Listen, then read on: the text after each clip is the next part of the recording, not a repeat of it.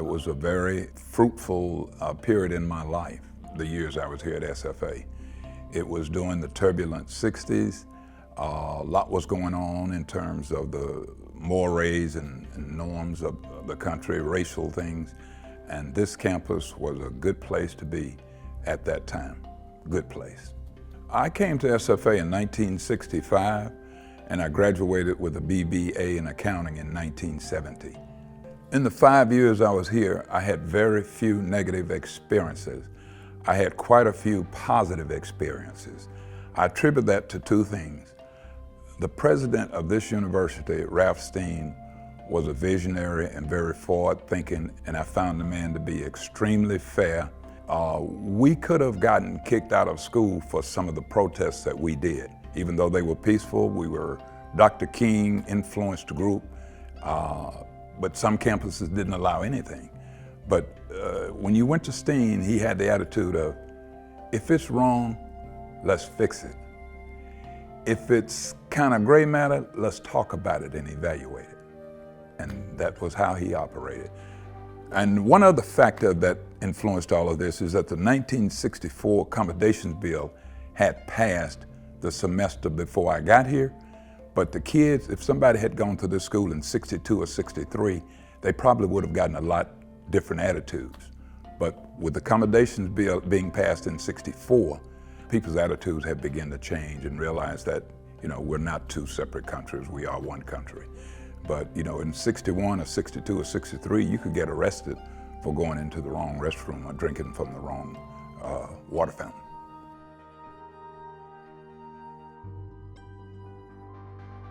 I had lived off campus my first 2 years and decided to move on campus.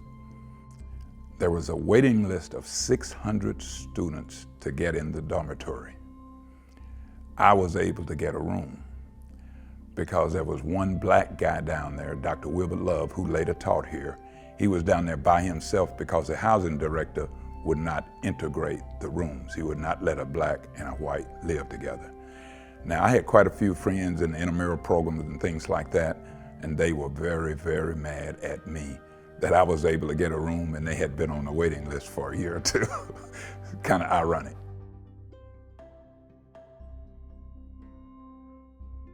We created an organization the night that Dr. King was assassinated called the King's Men.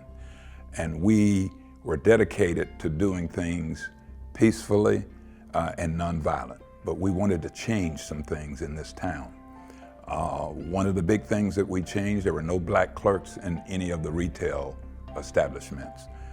There was a big five and dime store downtown, and most of the traffic was black. They had no black clerks. So we asked the parents from the 68 graduating class of E.J. Campbell High School to not buy any gifts in Nacogdoches. Go to Lufkin and buy your gifts. And it was a 100% effective boycott. And the merchants came back to us and said, yeah, we'll reconsider. But prior to that, they were not going to, change their practices of no black clerks. Things on campus were never really a problem because Steen ran a tight ship. I don't care if you were black, white, blue, or green, he kind of had these rules, and if you followed the rules, he told us that if you guys stay nonviolent and true to what you're saying, you don't have any problems. I have no problem with the protests that you do. But most of our protests were downtown, not on campus, because we didn't really have that many problems on campus. It was just that housing thing. Finally, some students went to Dr. Steen, and they got the housing director to change the policy. I felt kind of bad, having taken advantage of it. But those were some of the things that we faced. There was still some resistance to black people voting, and the organization that I belonged to, the King's Men, dedicated itself to getting people out to vote. We worked with a local leader here named Arthur Weaver, and so we would haul people to the polls. We would go around and canvass people's homes to make sure that they were registered to vote.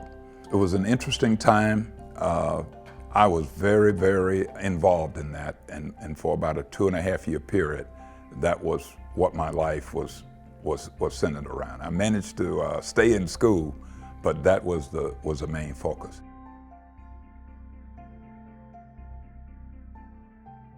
I didn't have any personal interaction with Otis Rose.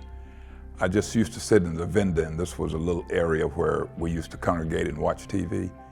After he was hired, and watch him, he was a tall, well-dressed guy, and watch him walk across the campus, and I just felt a sense of pride. Just unbelievable.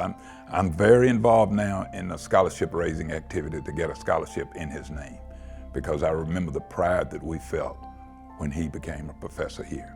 Now, he was not the first professional hired here. Edwina Collins was a counselor that was the first black professional hired, and Dr. Rose was the first black professor.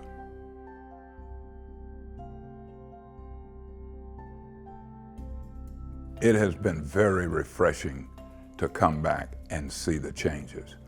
The first noticeable thing was we had a black reunion. We've had 3, but the first one was about 25 years ago. And to see the number of African-American kids on this campus was just, I was like in a daze. I started, it was 13 of us, pretty much, the first couple of years. And when I left, we were up to about 35. Now, you're talking about a population at that time getting on up to 7,000 to 8,000 students. One of the interesting things about coming to SFA is that they had 5,600 students when the semester ended in '65. My freshman class was 1,800. War was affecting some of that. A lot of boys going to school that wouldn't have gone to school, but that was quite interesting. They didn't have anything that could hold us. All freshman orientation and all that had to be done in, sections.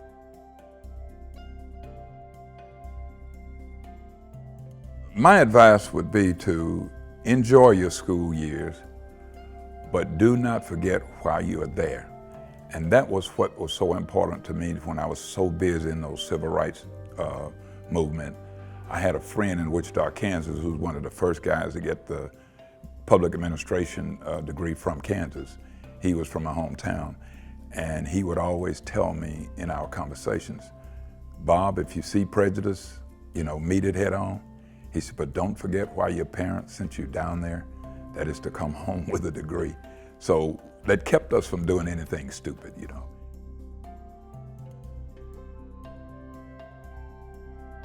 Having grown up in the era of segregation, dealing with the black-white signs, riding at the back of the bus, going to a totally segregated high school, having come to SFA helped prepare me for what I was going to be met with in real life. In other words, I knew those prejudices were there, but I also knew that things could be accomplished by having attended SFA and existed in an environment with Caucasians and blacks and Asians. I just felt like, yeah, this might not be perfect, but I know this can work. This is the future.